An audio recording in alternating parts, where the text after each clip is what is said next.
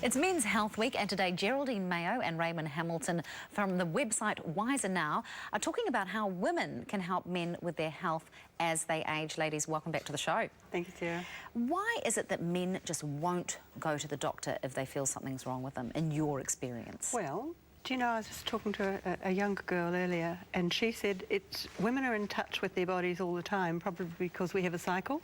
We're used to feeling things. Men don't actually stay in touch with their bodies unless something is damaged.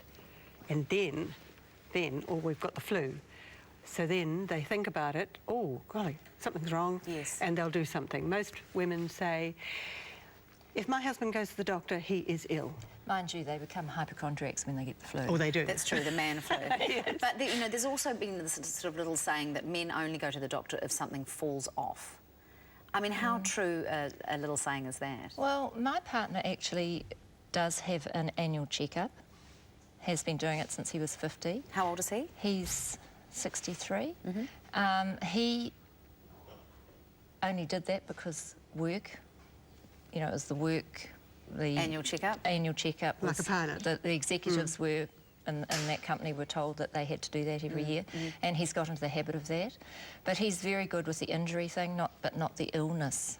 And what do you mean by that? Well, he played a lot of contact sport when he was young, and so he has, you know, he's got a replacement hip, he's reconstructed knees, he needs a knee replacement, needs another hip. Happy to talk about all that, but don't talk to me about my cholesterol, my blood pressure, why I'm taking these pills. Or any possibility of diabetes, yes, because I do like my Topsies. Yeah, that's right, in the middle of the night. But that is, I mean, you know, all joking aside, that is such a problem. I know a couple of men, I have to personally, who ignored warning signs of much greater illnesses and now have ended up having to have massive surgery, have got cancer. I mean, and you have a personal story. Yes, well, my husband has post-polio syndrome and had a back operation because of a crumbling spine, and that went beautifully. It went beautifully. But instead of continually having checkups, he ignored back problems again for another year, broke a foot a couple of times, and as a result has 2 bulging discs. Both of those probably could have been prevented if he had used crutches earlier for a time. But that's a weakness, you see. Even keep the medicals, you know, going to the doctor, just the checkups, the preventive checkups. Yes, we rather think it comes back to a generic thing where men don't like to show weakness. It's that bloke mentality. Yes. So how can we as women help our partners to go and get those preventive checks, or to actually go to the doctor if they feel something is physically wrong with them?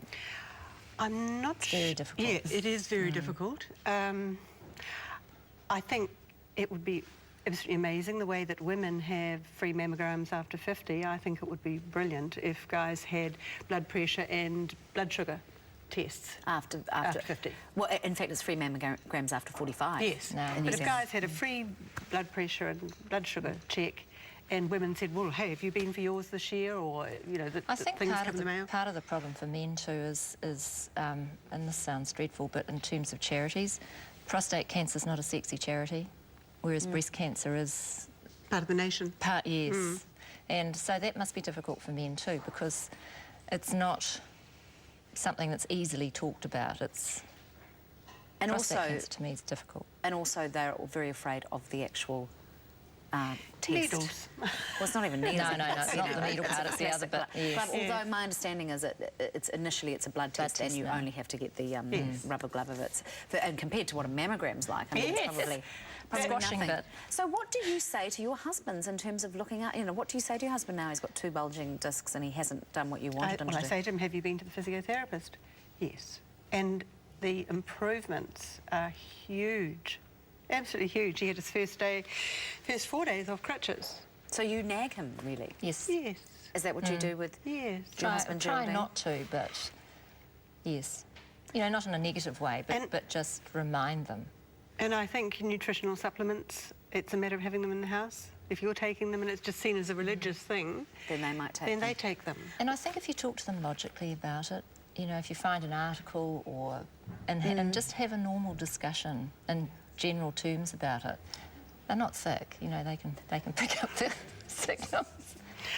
Different, we all signal in different ways. Ladies, thank you so much for that. We didn't really even get onto sort of mental health side, but I know the boys will be discussing that later with the men's mental health group. Wonderful to have you both on the show. Don't go anywhere because, of course, we're going to be talking to you about age-appropriate dressing later on. I'm looking forward to all our GM chats on that, but up next...